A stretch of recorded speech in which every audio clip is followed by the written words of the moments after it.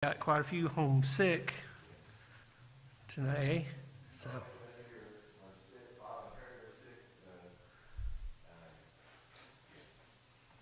Lou and Jack. Yeah.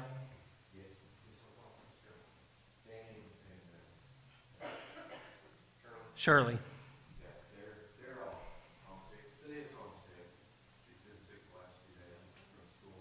Yeah.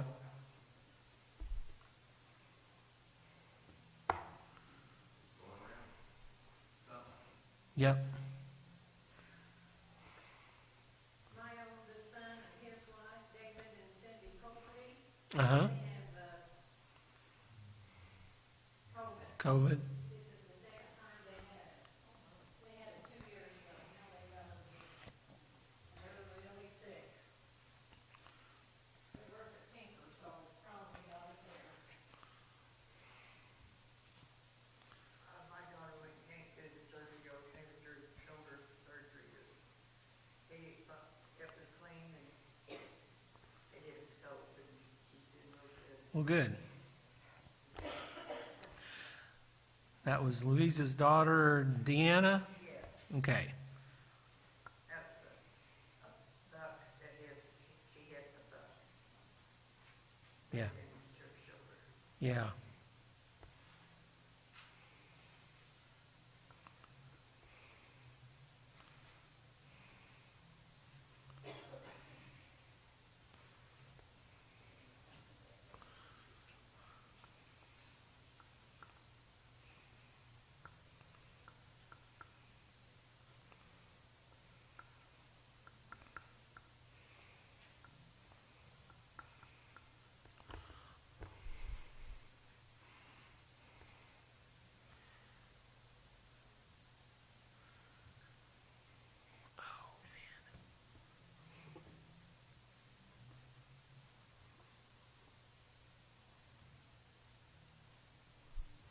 They're learning Christmas carols back there. Yeah, I was wondering going. Yeah, we all are. That's what we're doing, yeah. Everybody, the whole church. So, weather permitting, I guess, yeah. Yeah. Yeah. It was pretty fun. We had a good night for it, too. It wasn't horrible.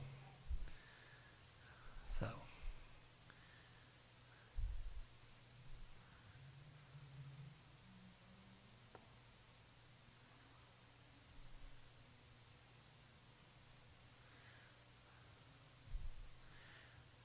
Where's Gene? I don't know. He may be sick, too.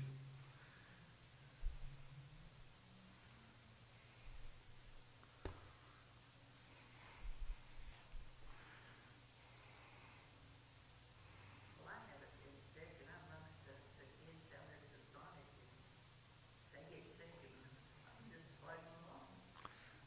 I don't know.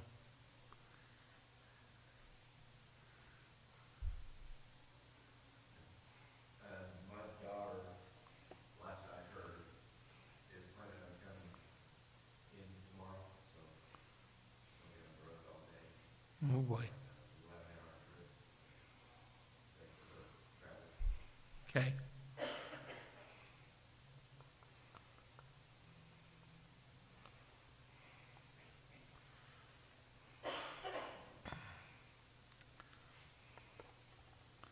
I guess Steve Hendricks is doing okay. I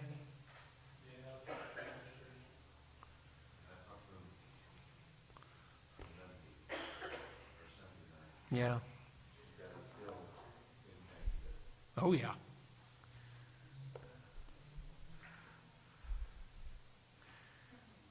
but he's trying not to take the pain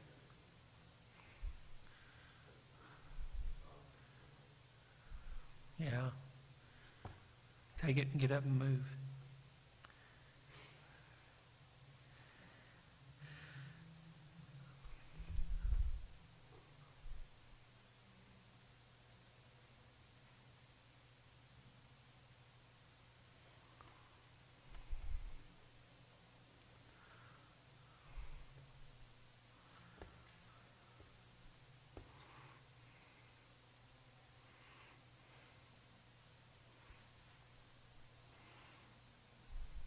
Well, it's going to be short and sweet tonight, I guess.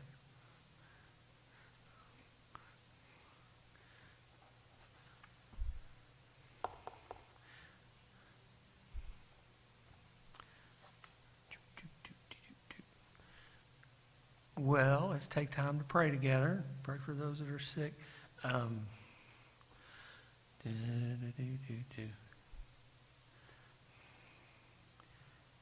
Addie, would you begin our prayer, and then anybody that'd like to pray, and then I'll close us.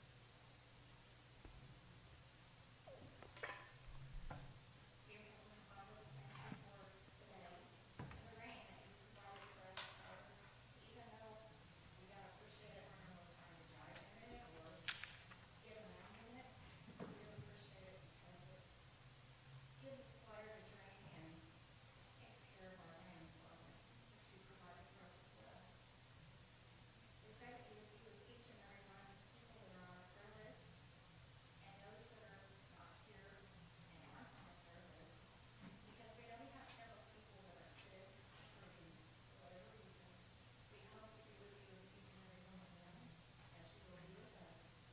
We pray too, Father, that you would be with the children that are seeing kids and the leaders that are out there trying to teach them and learning. And they're so excited about getting to go and sing Christmas carols here in a couple of weeks for the adults. Father, and we praise you for the fact that we can, because of your Son, Jesus Christ, Father, that you gave him to us for our Savior, for my personal Savior, Father. We love you and we thank you for all. In Jesus' name I pray.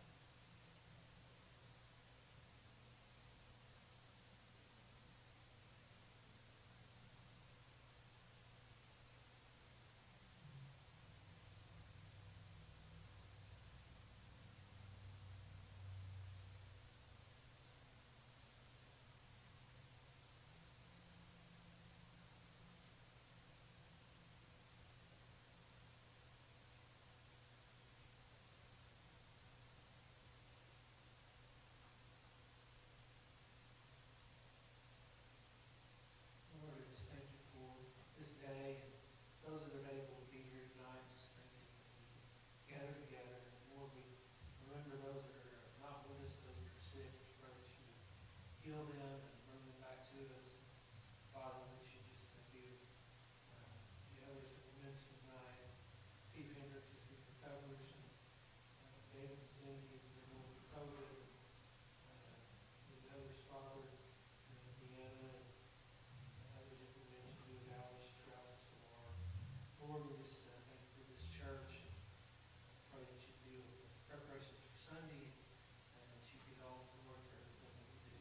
Do the Bible study tonight, and Brother Daryl's in leads, and Lord, that you be with the choir as we go through the musical again tonight. Just pray that you will lead us and guide us, and heal folks so we can sing for your glory here in a couple of weeks. Lord, we just thank you for all your many blessings. In Jesus' name, amen.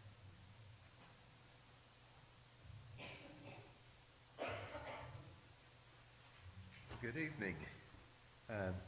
I'm going to try to finish up John between tonight and next Wednesday night, because the following Wednesday night is when we're doing going Christmas caroling, and then the next week we won't be having Wednesday night, and then we're in January, and I really didn't want to carry it all the way that way, so we're going to try to finish up. So I may be going a little quick with chapters 20 and 21, and I had it printed out. I decided what I was going to do, at least the first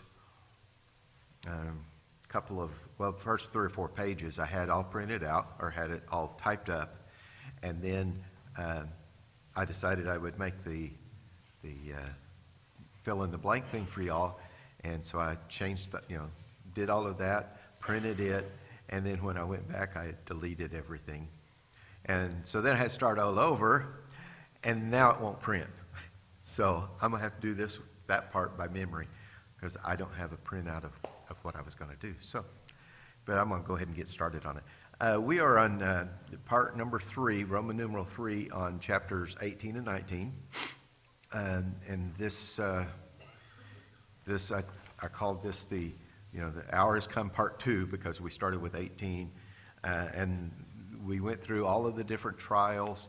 He went before Annas, and then Caiaphas, and then Pilate, then Herod, and then back to Pilate. And Pilate kept trying to release him, kept trying to do things to appease the people. But he was really, I think he was a little afraid of the Jewish leaders, the Sadducees and Pharisees, and all of that. But he was trying his best to get Jesus released. He even had him beaten, and then thought, well, maybe when they see him all bloody and everything, they'll say, okay, that's good enough. But no, they didn't do that. They asked, or they cried out for him to be crucified, and he tried to exchange Barabbas for Jesus, and they wouldn't go for that either. And he kept saying over and over, at least three, I think it was 4 different times in John, he said, I don't find anything at fault. There's nothing that Jesus has done that's worthy of death, which should have been the end of it, but he was too weak to stand behind that. And of course, we all know that God was behind all that too, because that was God's plan all along. So, Roman numeral 3 is the crucifixion. You have that one up there? Okay. So, in a crucifixion, now, the Romans didn't start crucifixion. It was probably started by the Persians or the Phoenicians, but the Romans probably perfected it, and they used it all the time. But they typically did not use it on a Roman citizen. Remember, Roman citizens had special privileges, and we find this out with Paul. A lot of things that they could not do with Roman citizens that they could do with anybody else. And so one of those was that typically a Roman citizen would not be crucified. But the ones that were crucified, they had to carry their own crossbeam, or cross, but it's probably just the crossbeam. I've read that they probably had the uprights, and they could have just been an old tree trunk that they trimmed down, but they probably left them all the time and just brought the crossbeam and put it up there and crucified them, and then they'd take the crossbeam down and take it back and use it on somebody else, because wood is kind of scarce in that area. So they were probably using those things over and over. But Jesus, we talked about him carrying his cross, and that when he stumbled and fell, that they made a man named Simon take it for him. And then all along the road, the Via Dolorosa is what it's called, but all along that road, people would line up, and they would jeer and tease the people that were being crucified. The Jews who insisted, demanded that Jesus be crucified. Yes. But the Roman soldiers crucified him. Well, yes. They were the ones that actually did the crucifixion, yes. Yep. The Roman soldiers did the actual crucifixion.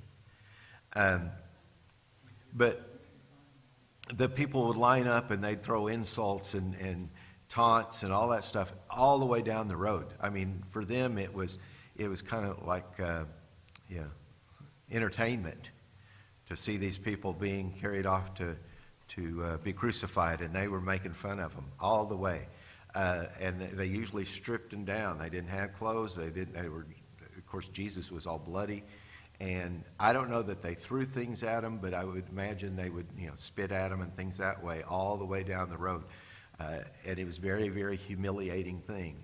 And then when they got him to the place where they crucified him and put him up there, it's not real high. I mean, their feet would have been about 3 or 4 feet off the ground. So they're more like eye level, and they're all, they're kind of scrunched up, because I won't go a whole lot of detail, but the way their arms were and the nails through the wrist and stuff, they had to push with their feet, and Jesus had to push with his feet against the nail through his feet, pull on his arms against those nails just to get up and breathe. And what eventually killed most of them is that they got to where they were so weak they could not raise themselves up, and they'd end up drowning in fluid building up in their lungs.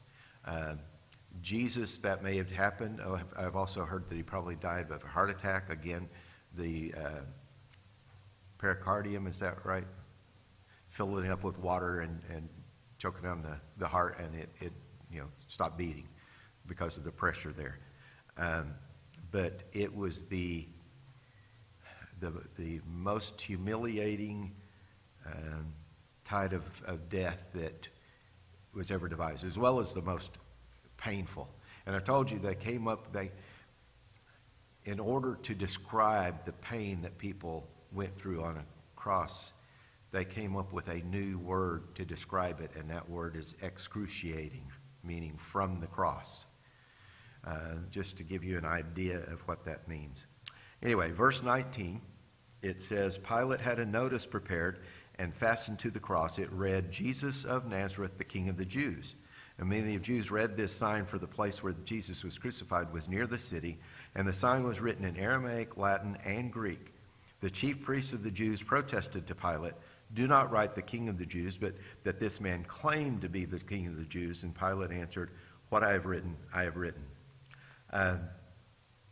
The criminals were also had to wear a placard kind of thing that announced their crime. A lot of that even happened in the United States when, like in the Old West, they always talked about the people that were hung as horse thieves or something. They put something on it that would say, this is a horse thief, or this is what happens to horse thieves around here. That would be the kind of thing.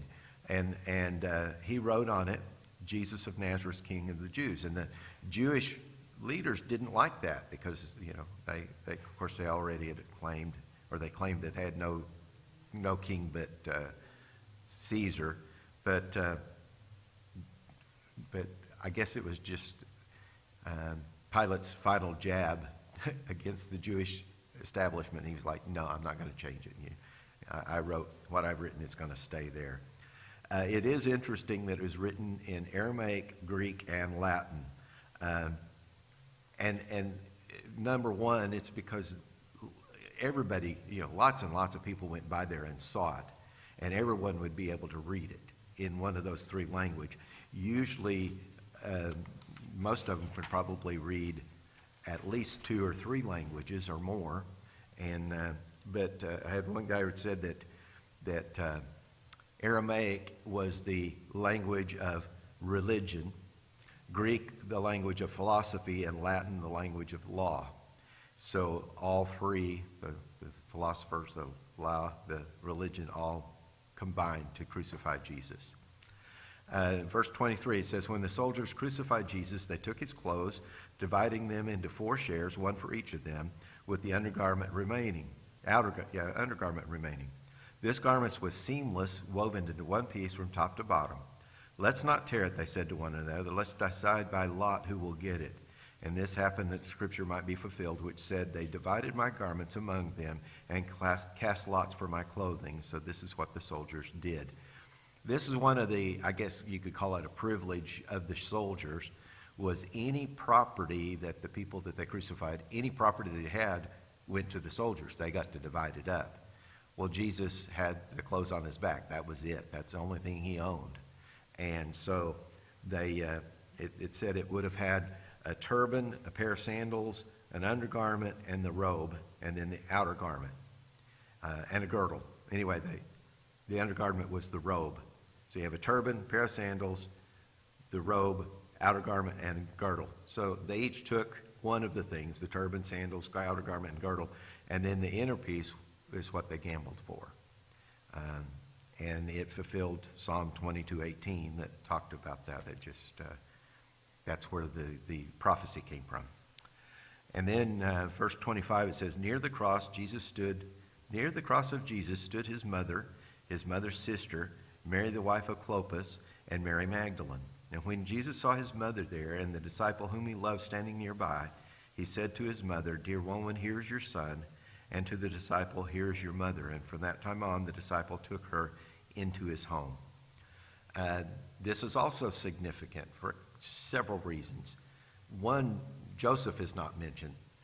So more than likely, Joseph has passed away at some point before this. We don't know when or anything that way. But if he was still alive, then he would be still taking care of Mary. But because he passed away, it went to the oldest son. He's the one responsible for his mother, which would have been Jesus. Why he chose John instead of one of his stepbrothers, or half-brothers, I guess I should say, I don't know. Jude, we know he became the half-brother. He became a leader in the early church. Most of the rest of them probably at this time were not believers. Now, whether or not they became believers, I don't know. Have you ever thought about that, how somebody could be half-brother of Jesus and not believe that he was God's son?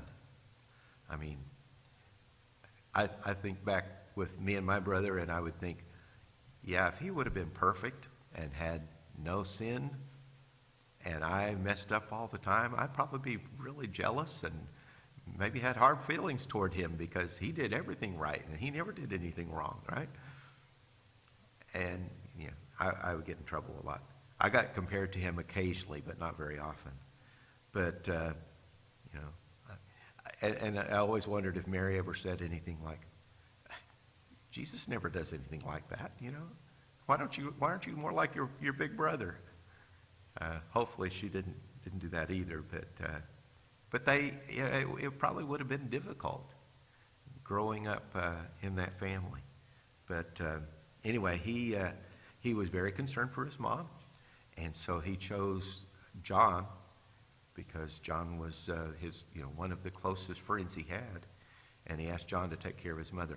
Part of that too, I believe, is that John was probably financially able to do that as well. His father was apparently a fairly well-off businessman and fisherman, because he was known by Herod, the people at Herod's house. So that's why John got to go in at Herod's house, because of his dad. So there's probably a lot of that kind of stuff going on as well. Verse 28, later, knowing that all was now completed so that the scripture would be fulfilled, Jesus said, I am thirsty. And a jar of wine vinegar was there, so they soaked a sponge in it and put the sponge on a stalk of the hyssop plant and lifted it to his lips. And this is found in Psalm 69, where he says, I thirst. Also reminding us that Jesus really was human. And any of you, probably some of you know this a whole lot more than I do, but if you've ever been to surgery and you've lost blood or something like that, you get very, very thirsty. And I've been at the hospital and talked to lots of people that have been through that, but I haven't experienced it myself. But it is, thirst is a very, very real thing. And then verse 20, it says, when he had received the drink, he said, it is finished, or tetelestai. And with that, he bowed his head and gave up the spirit. Apparently one of the soldiers probably had a little pity on him and went and put this wine vinegar on a sponge and kind of handed it up to him so he could get a drink. And then it says that he gave up his spirit. That also is very significant. It wasn't that they killed him. He gave up his spirit. In verse 31, it says it was the day of preparation, and the next day was to be a special Sabbath, because the Jews did not want the bodies left on the crosses during the Sabbath. They asked Pilate to have the legs broken and the bodies taken down. Now, during Passover, they have the day before Passover. There's a lot of things that they do. That night, as soon as it's dark, or right before dark or whatever, is when they actually kill the Passover lamb. So they've been watching it for 4 days, and they kill it and then prepare it so that the next day they don't do any work. That would also be the day where they have checked and made sure they didn't have any leaven in the house. All of that stuff happens the day before the first day of the Passover feast. The first day of the Passover feast is a special Sabbath. It doesn't necessarily mean it was Saturday, okay? I believe that Jesus was probably crucified either Wednesday or Thursday. And then that next day was a special Sabbath. And then you had Friday, so I think he was probably crucified, I guess it would be on Thursday. Crucified on Thursday, and then Friday is kind of between the special Sabbath of Thursday and the regular Sabbath of Saturday. So, yeah, it would be Wednesday. But that day in between was when the ladies went and prepared all the spices to take care of his body, which we'll talk about in a few minutes. But, so he actually had Passover with his disciples a day early, or 2 days early. They did it early. And because the next day was a special Sabbath, it says that they asked Pilate to have the legs broken and the bodies taken down because they didn't want them up on that special Sabbath. And the soldiers therefore came and broke the legs of the first man who had been crucified with Jesus, and then those of the other man. But when they came to Jesus and found he was already dead, they did not break his legs. Instead, one of the soldiers pierced Jesus' side with a spear, bringing a sudden flow of blood and water. And the man who saw it has given testimony, and his testimony is true, and he knows that he tells the truth, and he testifies so that you also may believe. Now, this is also very significant, very interesting. First of all, they do not do what they're told to do, the soldiers. They are told to break the legs of all three men. Well, two of them they did, but when they came to Jesus, he's already dead, so they didn't break his legs, which is in fulfillment of Scripture. And also the Passover lamb, they didn't break the bones of the Passover lamb. They would eat it whole, and the bones were to be burned. They didn't break any of the bones. Also, it's fulfilling Scripture because they pierced his side. They were not told to do that. But they did it. They pierced his side, and that was a fulfilling of Scripture. But when it said the blood and water flowed out, that's showing, because they go in and they'd hit the pericardium, showing that he was dead. I mean, that is one of the main evidences that he was truly dead. I'm not a doctor, so I can't tell you all of the specifics, but I've read about it, and it's been a while. But I think that is why John was very, put this in here, she put all of this in here, that you had the water and the blood, and the man that did it and saw it testifies to everything. Now, maybe talking about himself, but he saw it, he testified to it, he knows it's true, and also that they could believe. All right. And then in verse 36, it says, these things happened so that Scripture would be fulfilled. Not one of his bones will be broken. And as another Scripture says, they will look on the one that they had pierced. And so I've already talked about that. 38, later Joseph of Arimathea asked Pilate for the body of Jesus. Now Joseph was the disciple of Jesus, but secretly because he feared the Jews. And I'm going to talk about that in just a minute. And with Pilate's permission, he came and took the body away. He was accompanied by Nicodemus, the man who earlier visited Jesus at night. And Nicodemus brought a mixture of myrrh and aloes, about 75 pounds. Taking Jesus' body, the two of them wrapped it with the spices and strips of linen. And this was in accordance with the Jewish burial customs. And at the place where Jesus was crucified, there was a garden. And in the garden, a new tomb in which no one had ever been laid. And because it was the Jewish day of preparation, and since the tomb was nearby, they laid Jesus there. It is possible that if, of course, I know God worked all of this out, but if Joseph and Nicodemus had not been there, they probably would have taken the body and probably took the bodies of the other two and just threw them in some pit somewhere, maybe in the area where they burned all the trash. But whatever, they would have just thrown the bodies out someplace. It says that Joseph was secret because he feared the Jews. That is, let me think, how did it? It's a they said it's a perfect passive participle, and it could have been having been secreted. All of that comes to, basically, it's he was secret as far as the Sanhedrin was concerned. He may have been known by the Christians, but it wasn't, I don't think, that he was trying to keep himself from being identified as a Christian, as a believer, but more like, as one of the guys I read, it says he's more like he was God's secret agent. He was there. He was involved in all of this stuff. He knew all of the things that the Sanhedrin was doing and could report back, but doesn't necessarily mean that he was there because he was afraid of all the Jews and what they would do to him.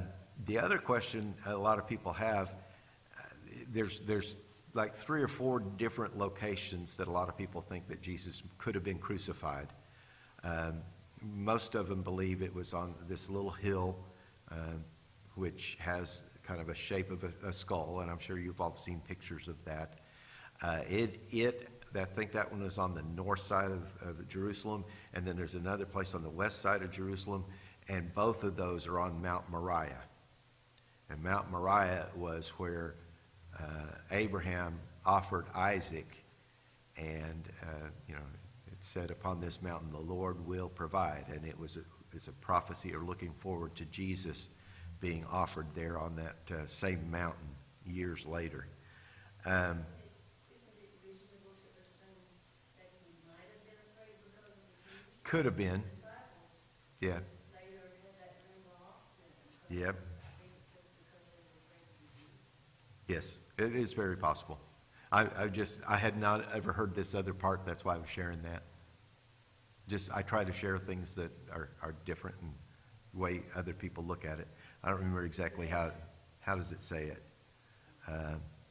Well, it says that he secretly, because he feared the Jews. So it could have been that he was just afraid. Yeah. I just thought that was kind of interesting. Now, the other thing about this location, it says there's a garden nearby and a tomb nearby, but Joseph of Arimathea was probably fairly wealthy, and they said, why would he have a tomb and a garden, whatever, really close by where they crucified people? Because, they wouldn't want to be that close to the site of crucifixion. So one of the things I read said it might have been that he basically bought this area, prepared this area for Jesus. Maybe he didn't really know, but he was kind of led by the Spirit to buy this and have it all prepared. No one had ever used it before. And so it could be, I don't know. But it was kind of different that he probably wouldn't have picked that site for himself. All right. Any questions about that? Well, let's, yeah. I will tell you on the first thing, I'll go ahead and tell you on chapter 20. Chapter 20, yes.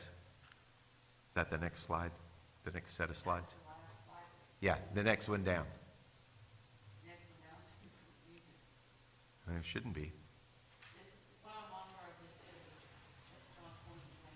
Yeah, 2021. Go ahead and put that next. That. That's the one we just finished.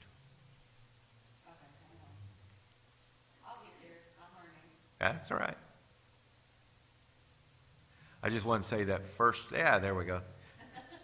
The next slide, Roman numeral 1 is the empty tomb. So you can go ahead and write that.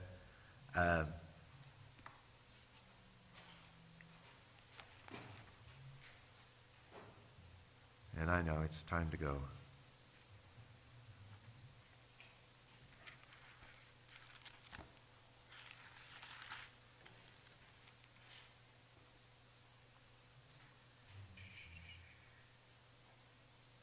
Okay. All right. I tried to do all of chapter 20 next time, or 20 and 21. So the empty tomb is the first part of it. Nah, that's fine. All right. Let's join hands and we will sing our dismissal chorus. And I might not be able to do it, but I will try.